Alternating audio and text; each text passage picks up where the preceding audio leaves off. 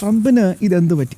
Venezuela കഴിഞ്ഞ് ഇനിയിപ്പോൾ കൊളംബിയയിലേക്കാണ് ട്രംപിൻ്റെ എല്ലാ ശ്രദ്ധയുമെന്നാണ് അന്താരാഷ്ട്ര മാധ്യമങ്ങളൊക്കെ റിപ്പോർട്ട് ചെയ്യുന്നത്.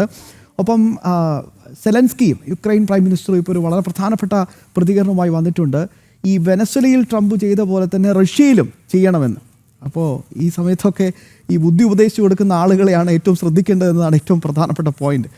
ഞാനത് ആലോചിക്കുന്ന അതല്ല, പ്രിയപ്പെട്ട പ്രേക്ഷകരെ. വെനസ്വേലയ്ക്ക് ഇങ്ങനൊരു അധിനിവേശം ഉണ്ടായ സമയത്ത് നമ്മൾ ഇന്നലെ കാസർഗോഡ് മുതൽ ഏതാണ്ട് പാറശാല വരെയുള്ള നമ്മുടെ കേരളത്തിൻ്റെ തെരുവുകളിലെല്ലാം വലിയ പ്രതിഷേധങ്ങളായിരുന്നു കണ്ടത്.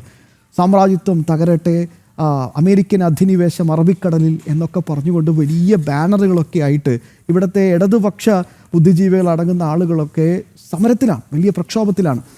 എനിക്ക് തോന്നുന്നത്, പ്രിയപ്പെട്ട പ്രേക്ഷകരെ, നമ്മുടെ തൊട്ടടുത്ത്, വെനസ്വേല എന്തായാലും കുറേ ദൂരമാണല്ലോ, തൊട്ടടുത്ത് ബംഗ്ലാദേശിൽ ഏതാണ്ട് മൂന്നാമത്തെ ഹിന്ദു യുവാവിനെയാണ് പച്ചയ്ക്ക് കത്തിച്ച് ഇല്ലാതാക്കിയത്.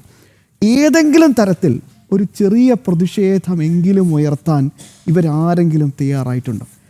ഗസയ്ക്ക് വേണ്ടി ഇവിടെ ഇല്ലാത്ത പ്രതിഷേധത്തിന് കയ്യും കണക്കുമില്ലായിരുന്നു. ലോകത്ത് എവിടെ എന്ത് സംഭവിച്ചാലും ഇവരൊക്കെ ഉണർന്നെഴുന്നേൽക്കും, വലിയ പ്രതിഷേധങ്ങൾ നടത്തും.